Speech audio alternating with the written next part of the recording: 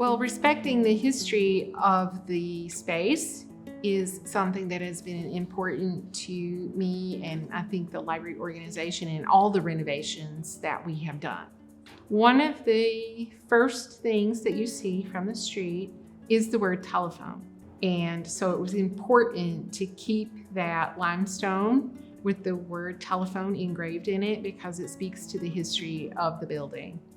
This is a great building, by the way, and it does have a lot of history. It has a lot of history in the innovation that takes place in our community in LaPorte. It was the first automatic switching station for telephones.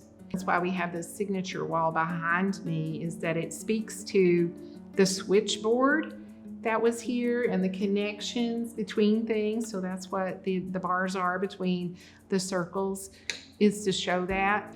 It also helps explain the name of the building, the Exchange, because if you're familiar with how telephone numbers work, there are exchanges. So that's the connection. It is a creative space. And you can be creative with a group of people here, or you can be creative by yourself. You can create many different things. You can use our meeting rooms to meet with a client, or you can be on a Zoom meeting, or you can be collaborating with somebody halfway across the world. You could be in our recording studio making, the next #1 hit. I don't know.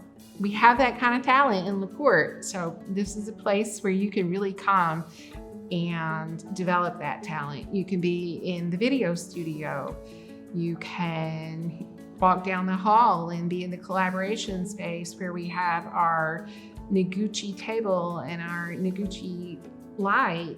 And he has a history in LaPorte, also a very inspirational, creative person. And that connection is there. So you go upstairs, there's design computers, there's sewing machines, there's vinyl cutters, there's laser cutters, there's a CNC machine, there's soldering and circuitry. There is a large classroom where we have video equipment where you could have a hybrid meeting with people in the room and again with people halfway across the country, and you're really interacting with each other. So all of that is just, there's an energy to it.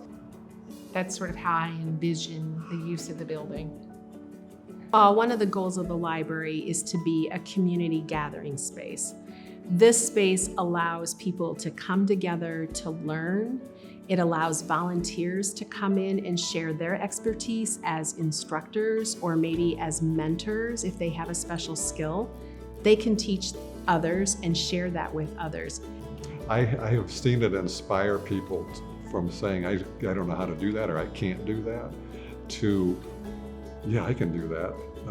And they get excited about it and they develop skills that are just amazing in a short period of time. So I think that's what the purpose of the space is, to encourage that collaboration and that sharing of knowledge. And I think it's just super for the community. It's really nice because at first I was scared to ask for help, and then Pam came up and we made friends, and now it's really easy and it isn't very hard at all.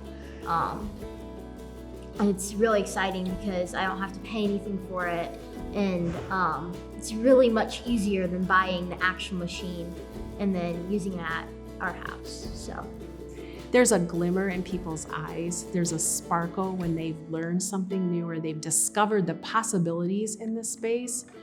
That's a treasure, to see people sparkle and light up when they're thinking about what's possible for them. We're all in this together to grow and learn. So there's just that expression that comes from people. There's an energy that comes from people when they see the possibilities.